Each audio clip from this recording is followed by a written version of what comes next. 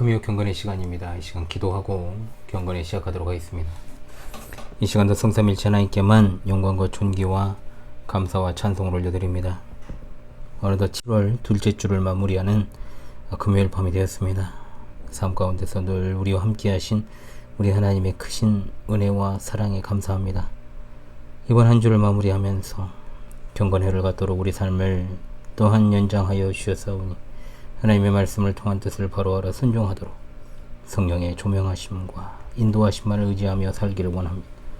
지나온 시간 가운데 우리의 생각과 말과 행동으로 지은 죄악들을 회개하오니 우리를 긍휼히 여겨주사 하나님의 백성으로서의 본분과 자세와 태도를 잃어버리지 않게 늘 성령으로 충만케 인도하여 주시옵소서.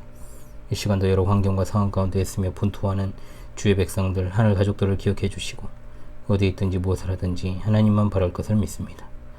참으로 심히 어려운 환경과 상황 속에서 묵묵히 있으며 주님만 의지하고 나아가는 주의 백성들에게 하나님의 은혜의 해를 비추어 주시옵소서. 오늘도 하나님의 정확무한 말씀인 히브리서를 이 종으로 하여금 잠깐 강설하게 하셨습니다.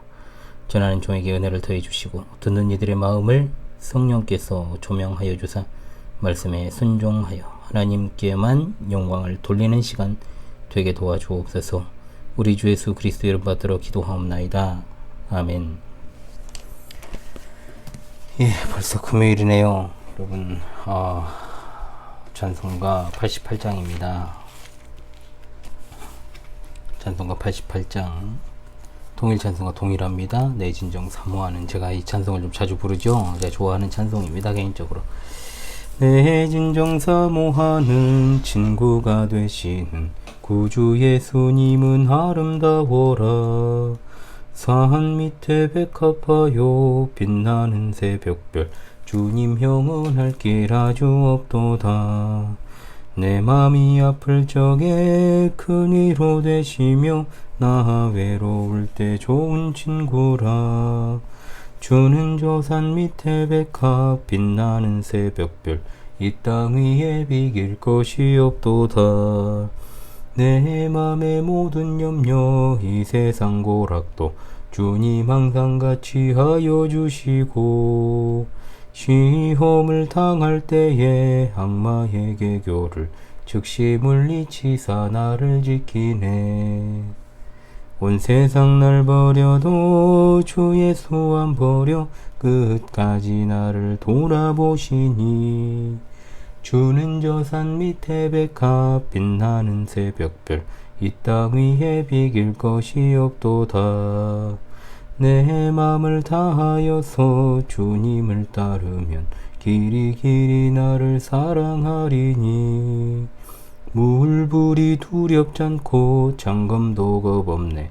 주는 높은 산성 내 방패시라. 내 영혼 먹이시는 그 은혜 누리고 나 친히 주를 뵙기 원하네. 주는 저 산 밑에 백합 빛나는 새벽별 이 땅 위에 비길 것이 없도다. 아멘. 아멘. 예, 오늘 계속해서 히브리서 이어서 보도록 하겠습니다. 히브리서 오늘 4장 2절에서부터 16절까지 말씀이 되겠습니다. 히브리서 4장 2절로 16절의 말씀을 제가 낭독하죠.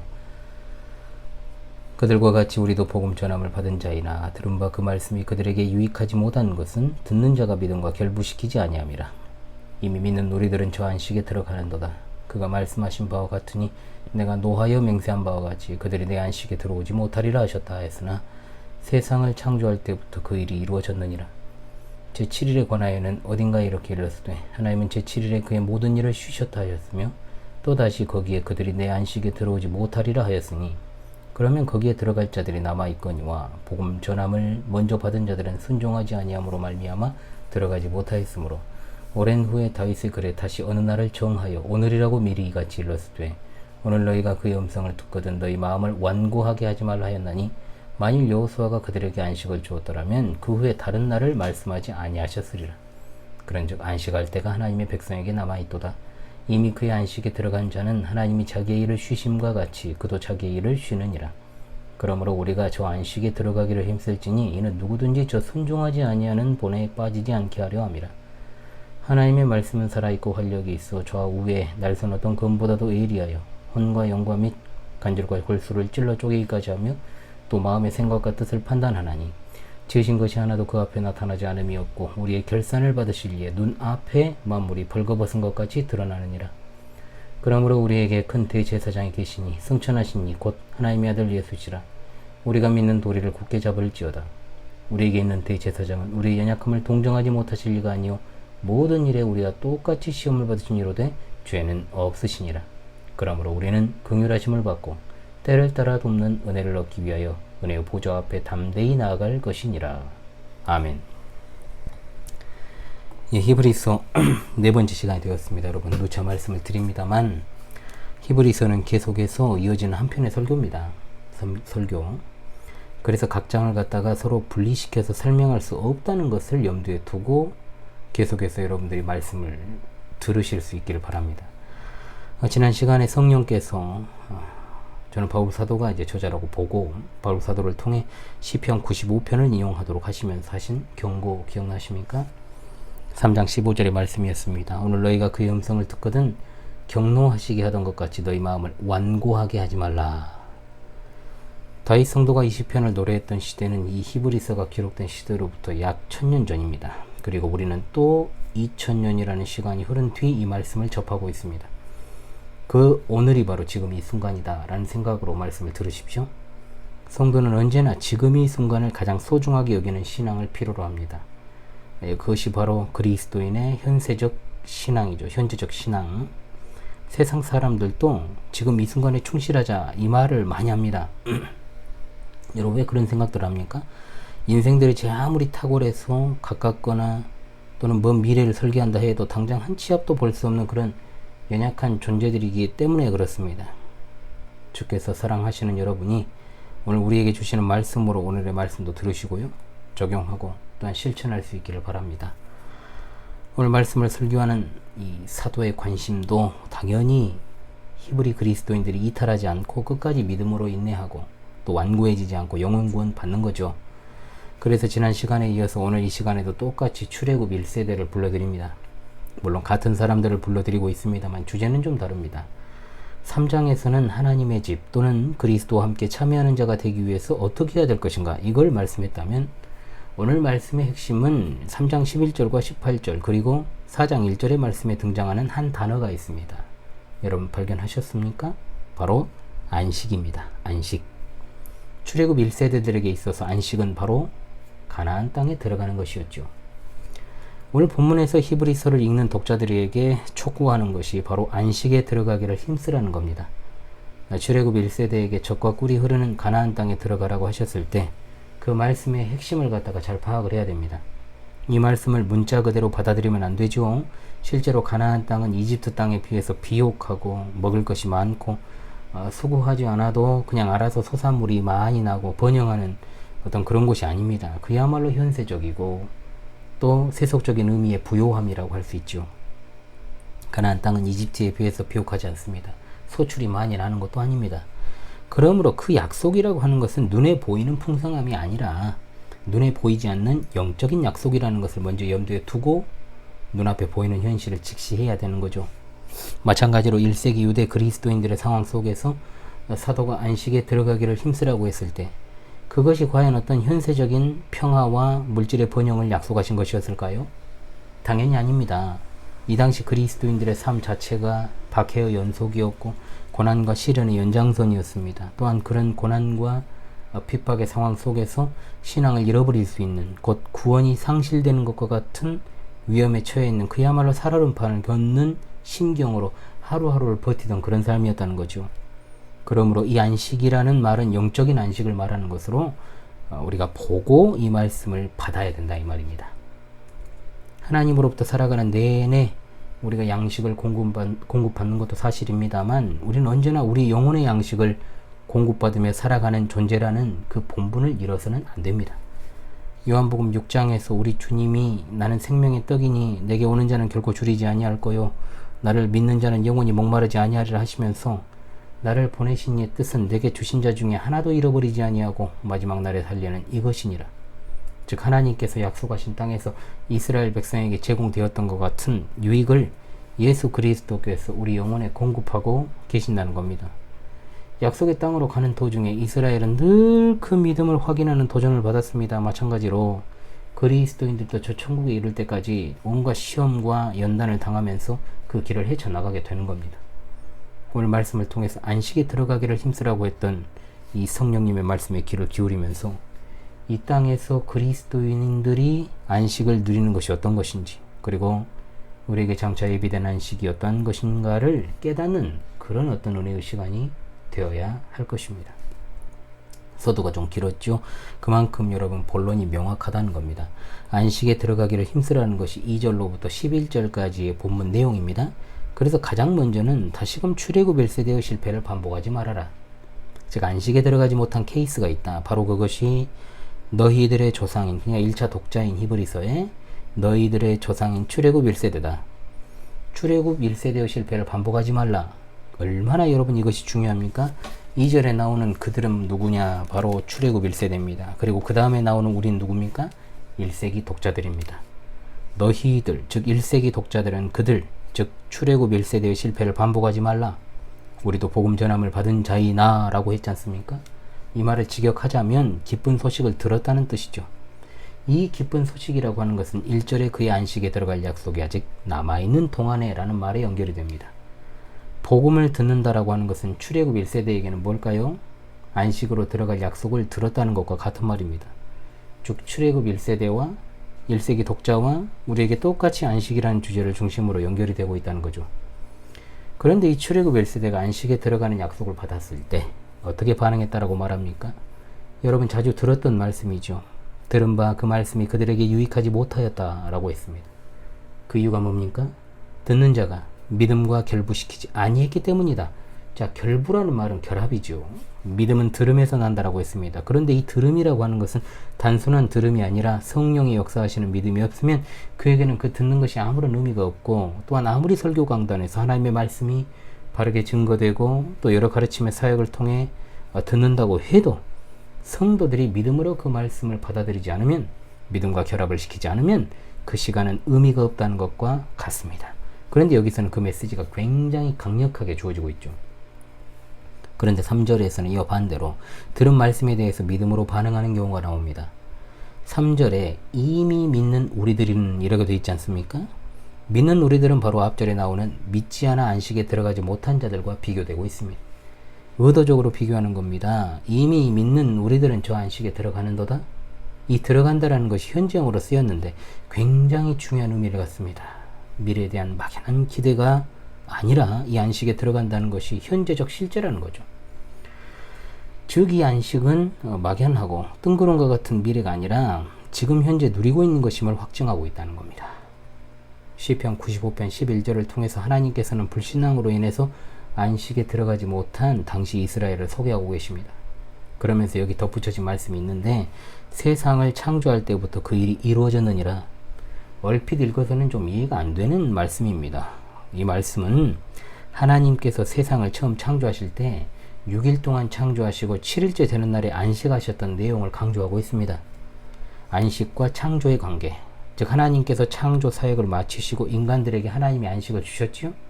출애굽 이후에 하나님의 백성들이 가나안 땅에 들어갈 안식도 처음 창조 때 하나님이 누리신 안식과 동일한 겁니다. 그런데 그런 안식이 준비되었음에도 그들은 믿음으로 그 약속의 말씀에 부합하도록 행동하지 않았기 때문에 그들이 하나님의 안식에 들어올 수 없게 되었다라는 겁니다. 아담은 에덴에서의 하나님의 안식을 누렸습니다. 그러나 곧이어서 죄를 범하여 타락해서 에덴의 안식을 박탈당하고 쫓겨났습니다. 그래서 하나님께서 이 안식에 들어올 자들을 새롭게 구성하여 주시는데 가장 먼저는 이스라엘 백성들이었다는 거죠. 그런데 출애굽 1세대는 새 창조의 축복을 선물로 받지 못했습니다. 불순종한 이스라엘에게 안식은 주어질 수 없으므로 당연히 이 안식에 들어갈 새롭게 창조된 하나님의 백성의 존재를 기대하고 소망하게 하는 겁니다.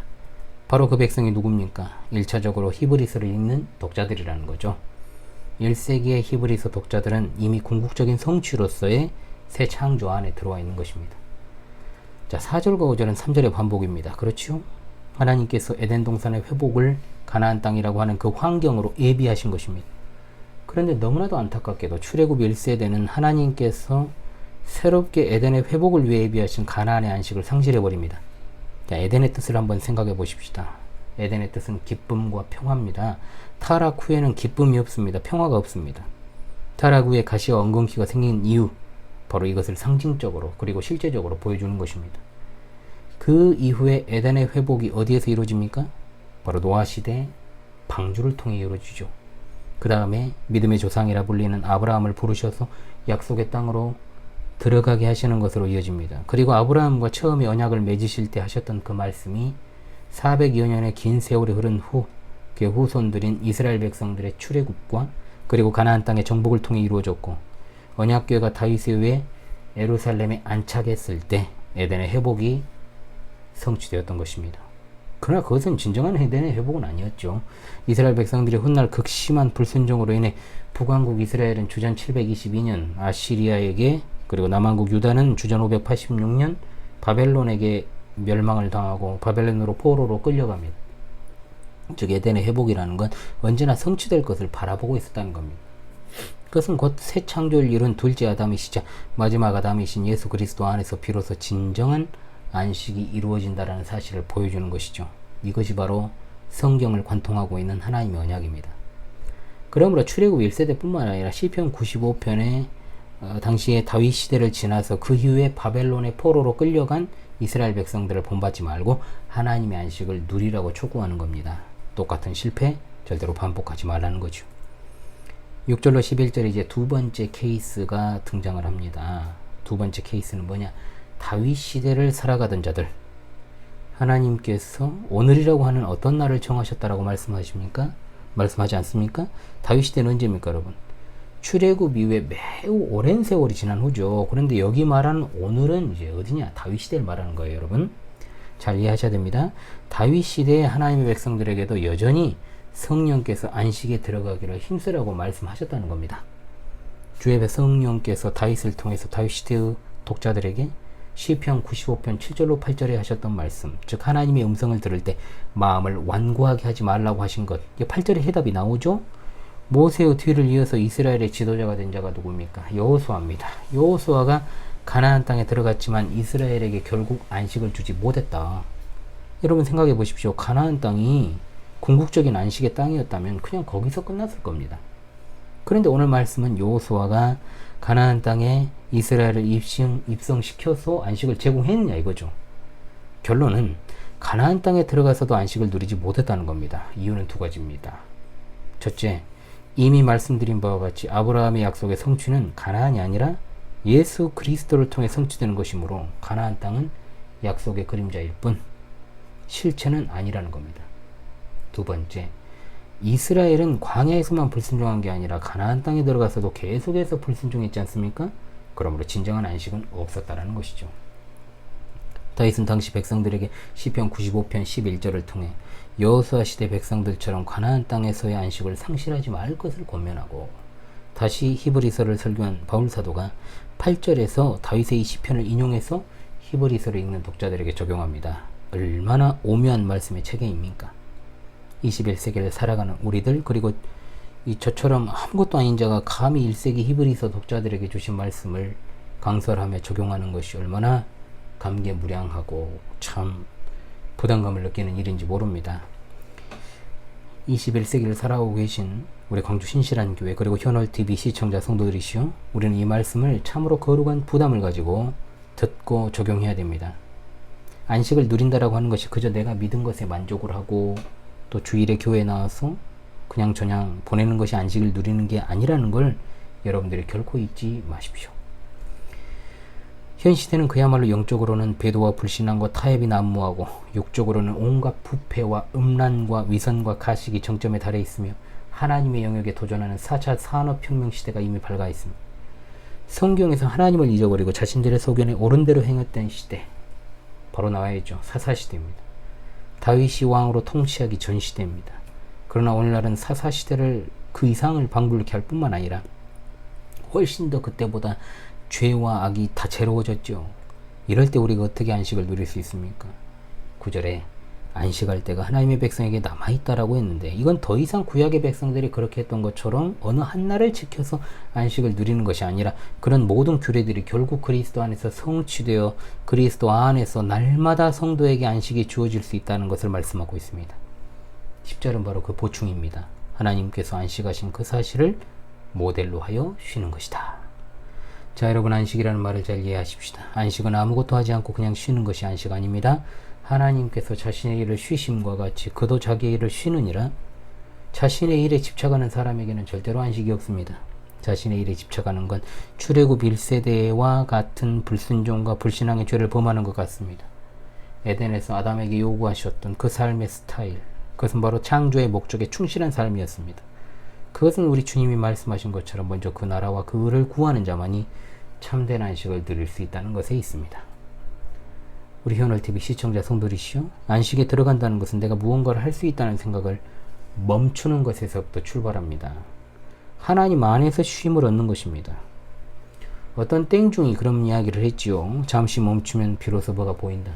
멈추면 비로소 보이는 것들. 알고 봤더니 멈추면 비로소 땡길 수 있는 것들을 발견했죠. 그래서 무소유가 아니라 풀소유를 시전했다. 이런 이야기들을 했던 땡중이 하나 있었습니다. 그런 식의 멈춤이 아니라는 겁니다. 나는 하나님이 아니면 한시라도 살아갈 수 없는 존재이며, 하나님께서 나의 존재의 이유요 목적이라는 것을 바르게 인식하는 것을 말하는 겁니다. 우리는 하나님의 피조물입니다. 그 중에서도 하나님의 영광을 위해서 창조된 자들이고, 또한 타락한 인류 가운데 구원하시기로 작정하신 뜻에 따라 때가 이르러서 하나님의 부르심을 받아 구원받은 천국의 상속자들이라는 거죠. 그러므로 하나님이 창조하신 세계에서 하나님이 목적하신 바를 따라 살아가야만 하는 겁니다. 그렇지 않고 자기 자신의 자아의 틀과 가치관 안에서, 그리고 세상의 유행과 풍속을 따라 살아가는 것은 전혀 안식을 누리지 못하는 것이요, 들어가려는 마음도 없는 불신앙적인 자기에 입각한 그야말로 종교인들의 모습에 불과하다는 겁니다. 불순종하여 타락한 아담, 불순종했던 출애굽 1세대, 불순종하여 바벨론의 포로로 끌려간 이스라엘 백성처럼 되지 않아야 되고, 다음 세대가 안식을 누리며 살아갈 수 있도록 그들이 그대로 따라가서 충분하도록 탁월한 선배들이 다 되실 수 있기를 바랍니다. 자, 그렇다면 안식에 들어가기를 게을리할 때 받게 되는 심판의 경고가 이어질 것입니다. 항상 같은 패턴입니다. 히브리서 4장 12절과 13절을 따로 떼어 생각을 하면 앞선 내용들과는 이어지지 않는 것처럼 사실 느껴지는 것이 사실입니다. 그래서 전체적인 맥락과 문맥을 보지 않는 건 이단들의 성경 해석의 특징이죠. 어느 한 구절만 딱 떼어놓고 인용하고 해석하는 건 그야말로 코에 걸면 코걸이, 귀에 걸면 귀걸이라는 식의 해석입니다. 12절과 13절은 앞에서 계속해서 권면했던 내용, 즉 안식에 들어갈 것을 힘쓰라. 그런데 들어가기를 게을리할 경우에는 심판을 내리시겠다라는 경고의 메시지입니다. 그 맥락에서 봐야죠. 하나님의 말씀이 어떻다라고 되어 있습니까? 살아있다는 것, 말씀의 활동성입니다. 힘이 있다는 것, 말씀의 능력과 그 효과입니다. 날선 어떤 검보다 예리하다는 말, 그리고 홍과 영과 골수를 찔러 쪼갠다는 것은 말씀이 그만큼 정확하다는 것, 그리고 마음의 생각과 뜻을 판단한다라고 하는 것은 말씀의 심판의 기능을 가리킵니다. 원문에는 12절이 왜냐하면이라는 말로 시작을 하고 있습니다. 즉 11절의 말씀에 대한 이유를 12절과 13절에서 말씀한다는 거죠. 바른 성경 이해를 위해서는 언제나 접속사에 주의해야 됩니다. 11절의 내용이 뭐였습니까, 여러분? 불순종한 이스라엘 조상들이 범했던 동일한 실패를 결코 반복해서는 안 된다는 것. 즉 너희들이 그 실패를 반복해서는 안 되는 것이, 하나님의 말씀은 심판에 있어 이처럼 정확하고 능력이 있고 활동성이 있기 때문에 너희들은 결코 심판을 피할 수 없다는 겁니다. 하나님의 말씀을 참으로 두려운 심판의 메시지로 받아서 절대로 똑같은 실패를 반복하지 말라는 맥락에서 주어진 말씀. 그래서 13절에서 핵심적인 단어에 동그라미를 쳐야 되는데 뭡니까, 여러분? 한번 맞춰보십시오. 13절에서 가장 핵심적인 단어가 하나 있습니다. 뭡니까? 바로 결산입니다. 결산. 결산의 동그라미. 만물이 그것을 지으신 창조주 하나님 앞에서 하나도 숨김없이 드러나므로 우리가 그 앞에서 결국 모든 것을 결산해야 되기 때문에 절대적으로 하나님의 심판을 두려워하며 안식에 들어가기를 힘써야 될 것입니다. 이제 결론으로 갑니다. 우리에게는 안식으로 인도하시는 큰 대제사장이 계신다는 것. 14절로 16절은 예수 그리스도의 사역입니다. 14절에서 우리 예수님은 그냥 대제사장도 아니고 큰 대제사장이시다. 즉 예수님께서 행하신 제사장의 사역은 탁월한 것이라는 겁니다. 한글 성경에는 승천하셨다라고 되어 있지만 정확하게 번역을 하게 되면 가로질러 가셨다는 말과 하늘들 또는 하늘 성전이라는 말이 포함되어 있습니다. 즉 예수님께서 하늘 성전을 가로질러 가셨다.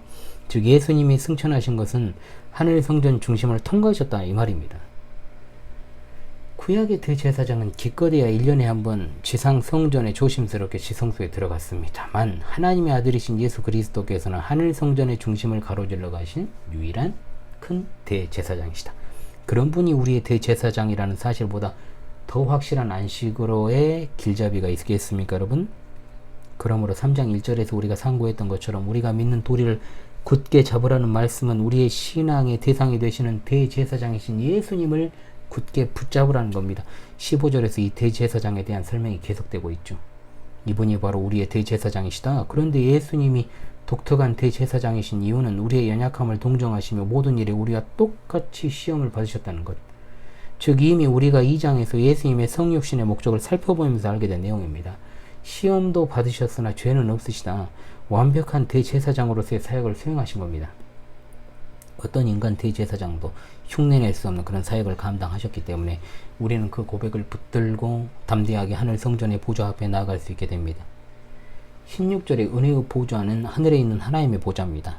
예수님께서 하늘을 가로질러 가심으로 그 길을 여셨기 때문에 우리는 담대하게 나아갈 수 있습니다. 때를 따라 돕는 은혜, 이 말은 우리가 필요한 때 적절한 때 주시는 도움을 말합니다. 하나님의 은혜의 보좌에 나아가는 것은 바로 이 목적을 위해서입니다. 시청자 성도들이시오, 그리스도 안에서 진정한 안식을 누리고 계십니까? 지금 누리고 있습니까? 하나님의 말씀에 믿음으로 반응하고 그것에 적극적으로 순종하기를 위해 힘을 내고 계십니까? 혹시나 이 땅이 주는 아주 잠깐의 위로와 소망에 도취되어서 또는 내가 아직도 비빌 언덕이 있다라고 생각하면서 살아가는 그런 어떤 생각들을 하나님이 주신 안식이라고 스스로를 기만하거나 착각하고 있는 건 아닙니까? 그 생각의 저변에 내 자신의 일을 내가 이만큼 했다라는 식의 어떤 자성취감은 아닙니까? 이 안식은 하나님과의 친밀한 관계 속에서 주어지는 영적인 안식이라는 것을 여러분 결코 잊지 마십시오. 이러한 문제에 실패한다면 우리는 반드시 심판의 대가를 치르게 될 것이라고 말씀하는 그 메시지에 귀를 기울이시는 여러분 되시기 바랍니다. 나의 삶의 안식을 방해하는 것들이 무엇인가? 철저하게 그것들을 깨뜨리고 또한 교회의 한몸된 지체들 속에서 온전하게 아직도 안식을 누리지 못하는 자가 있지는 않은가 돌아보고 또 그들에게 권면해 줄 수 있는 여러분 모두가 될 수 있기를 간절히 소망합니다. 아멘. 예. 새 찬송가 290장, 통일 찬송가 412장입니다. 새 찬송가 290장, 통일 찬송가 412장 우리 함께 부릅니다. 우리는 주님을 늘 배반하나 내 주 예수 여전히 날 부르사 그 참되신 사랑을 베푸시나니 내 형제여 주님을 곧 따르라. 주 널 위해 비네 주 널 위해 비네 주 널 위해 비네 항상 비시네. 주께서 풍성한 은혜를 내려 내 영혼이 나날이 복받으니 주 예수를 너희도 구주로 섬겨 곧 따르면 풍성한 복 받겠네. 주 널 위해 비네 주 널 위해 비네 주 널 위해 비네 항상 비시네. 무거운 짐 지고 애타는 인생 주 예수께 돌아와 곧 쉬어라. 내 주 예수 너희를 돌보실 때에 잠복락과 안위가 넘치겠네. 주 널 위해 비네. 주 널 위해 비네. 주 널 위해 비네. 항상 비시네. 아멘. 야, 목이 안 좋아서 어제 이 파수꾼들의 밤도 어떻게 제가 진행을 했는지 목이 좀 좋지 않았어요. 네. 목소리가 굉장히 필수적인 어떤 삶을 살아가는 사람이 목 관리를 잘해야 되는데 그런 게 좀 있습니다, 여러분. 여러분들 건강 유의하시고요. 7월 이제 두 번째 주가 마무리가 됩니다. 시간을 멈춰두고 좀 일을 하고 싶은 생각이 드는 시점입니다. 다음 주까지는 수련회 준비가 어느 정도 마무리가 돼야 됩니다. 그래서 마지막 주 초에는 이제 강의하는 수요일 이전에는 맡겨야 되는데 참 이제 좀 집중을 해야 되는 때고, 그래서 제가 어제 말씀드렸던 것처럼 8월 11일 뭐 어제가 아니라 아까죠. 8월 11일에 제가 파수꾼들의 밤 진행을 하겠다. 학예 사역 마치고 좀 이게 여유를 찾고 제가 이렇게 진행을 해야 되겠다는 생각을 하고 있습니다. 제가 이런 영상 보시면 한 번씩 이제 피곤해 보이는 거, 역력해 보이는 그런 모습들이 있죠. 여러분, 제가 예전 3, 4년 전 영상을 보면요, 참 생글생글해요. 2년 전만 하더라도. 그런데 이제 제가 환경이 많이 바뀌었잖아요, 여러분. 나이 탓은 절대 아니죠. 우리 성도님들이 계시는데 제가 어찌 감히 나이 이야기를 하겠습니다. 그런 건 아니고, 제 삶의 패턴이 많이 변해버렸기 때문에 이제 자녀를 제가 기르고 있는 입장이 되다 보니까 더 그러게 된 거죠, 여러분. 그래서 제가 주일 일정이 딱 끝나면, 주일 일정이 끝나고 집에 좀 돌아오면 한 5시에서 4시 정도 됩니다. 그래서 이제 초저녁쯤에 이제 쉼 없이 바로 이제 주초 영상을 찍어요. 제가 3번 정도 찍거든요, 일주일에. 근데 이제 피로가 좀 누적이 되죠. 목사에게는 주일이 이제 안식이 없잖아요, 사실은. 그러다 보니까 이제 피곤한 상황이 좀 연출이 돼요. 그래서 사실 저번 현대방언과의 성경의 근거하고 리마스터링을 보니까 가관이더라고. 완전 피곤해가지고 막 발음도 막 뭉개지고 막. 그래서 그런 모습 좀 안 보이기 위해서 좀 노력을 좀 하겠습니다. 제가 앞으로는 참 꼴불견이더라고 이게. 리마스터라고 해놓고는 그 전만 못하잖아요. 그러니까 그래서 아무튼 좀 굉장히 죄책감도 좀 들고 그랬습니다. 제가 그 영상을 보면서. 그래서 네 번째 파수꾼들의 밤은 제가 여름사역 마치고요, 8월 11일 금요일에 찾아뵙겠습니다. 그리고 또 금요일이 괜찮다고 하시는 분들이 또 있고, 또 믿지 않는 제 친구도 금요일에 좀 하면 어떠냐 이렇게 또 이야기를 해가지고, 금요일에 이제 일단은 8월 10일 금요일에 찾아뵈야 될 것 같습니다. 그때 한번 하고, 그 이후에 또 이제 일정은 또 한번 좀 생각을 해봐야 되겠다.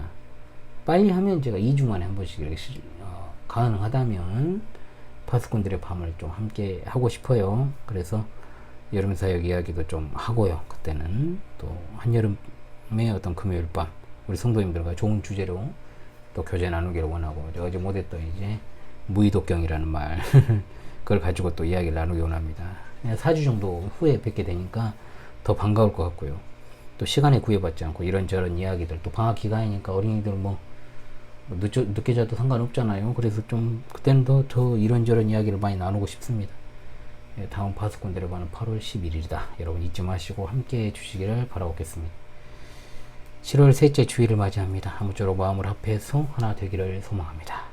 몸이 떨어져 있어도 여러분 성령 안에서 우리는 모두 하나입니다. 자, 그럼 여러분 기도하고 금요 경건회를 마치도록 하겠습니다. 여러분 한 주간도 참으로 수고 많으셨고요. 주일에 뵙도록 하겠습니다. 기도하겠습니다. 하나님 감사합니다. 그리스도 안에서만 누릴 수 있는 진정한 안식을 하나의 가족 모두가 누릴 수 있기를 원합니다. 출애굽 1세대의 실패와 가나안 땅에 들어가서 또 실패한 그들의 전철을 밟지 않고 1세기 당시에 신실한 성도들과 2000년 기독교 역사 가운데서 계속해서 하나님께 대한 신실함을 잃지 않았던 신앙의 선배들을 따라 다음 세대가 우리를 보고 우리가 걸어갔던 길 그대로 걸어가며 참된 안식을 누리도록 주여 우리 광주 신신한 교회와 그리고 현얼TV가 이 마지막 시대에 온전한 안식을 누리는 교회와 방송될 수 있도록 늘 성령으로 충만케 인도하여 주옵소서. 이번 주도 하나님의 은혜 가운데 마무리가 됩니다. 주신 시간마다 우리에게 속한 모든 지체들과 늘 함께 해주셔서 감사합니다. 여러가지 공고한 상황과 환경에 지치지 않게 하여 주옵시고 언제 어디에서나 하나님의 귀한 뜻과 사명을 수행하는 일에 부족함이 없는 자들이 되게 하시며 하나님의 함께 하심과 주시는 말씀에 있어 늘 깨어 있게 하시고 말씀을 받아 순종하며 시대를 잘 분별해서 신실한 믿음을 준비하고 마지막 시대 순교적 신앙으로 살아가다가 영광 중에 다시 오실 주님을 잘 맞이할 수 있게 영적인 쉼을 얻으며 육신도 회복될 수 있게 도와주시옵소서. 어려운 상과 환경에 놓여있고 여러가지 병상에서 회복 가운데 있는 주의 백성들의 삶을 지켜주시고 또한 돌이키고 회개하고 자복하며 돌아와야 될 지체를 주여 회복시켜 주시기를 원합니다. 우리 주님 영광 중에 다시 오시는 그날 간절히 대망하옵고 속히 오실 우리 주 예수 그리스도 이름 받들어 기도하옵나이다. 아멘.